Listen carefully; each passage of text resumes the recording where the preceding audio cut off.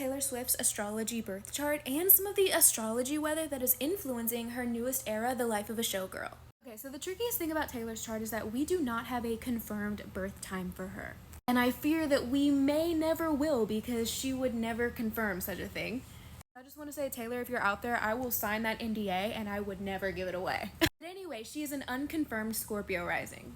If she were a Scorpio rising, it would make a lot of sense because she would have her sun in the second house of music. Sabrina Carpenter also has that as well, and like people who have second house energy tend to be very musically talented because it is kind of associated with the energy of Taurus, which is the zodiac sign most closely associated with music and Venus. And also, if she were a Scorpio rising, she would have a lot of energy in her third house of writing, and we all know that she is one of the most prolific writers ever exist. Especially with a lot of ninth house energy, like she's a little witchy, and I don't know if a lot of people realize that, but as a witchy girl myself, takes one to know one, but that ninth house energy would explain a lot of it.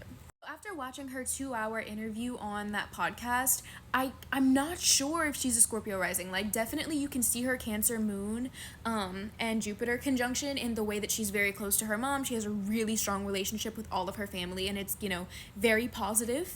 She's always been into baking. Like, I remember reading little Taylor Swift books in middle school about like how she likes to bake and like her hobbies outside of, what she does. And that has remained highly consistent throughout her entire life. So she definitely has that Cancer moon.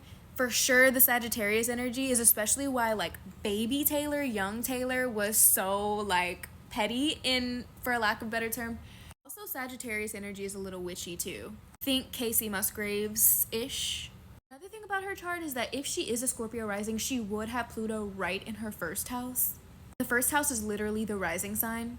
Either way, because we don't have her confirmed birth time, I do kind of want to stay away from a lot of the analysis based on an inaccurate time.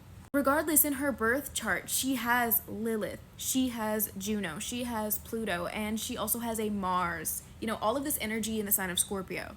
Very loose Pluto-Mars conjunction. So I know this sounds like astrology gibberish to a lot of y'all, but let me break it down. So Lilith is kind of like the repressed woman. It's kind of where you need to find rebellion because it is necessary for your survival because people are kind of trying to put you into a box. It being very close to Juno, which is all about commitment, most specifically marriage. It's almost like people and like the media in general throughout her entire career, just me witnessing as a fan, from childhood, is like people have really criticized her desire for love.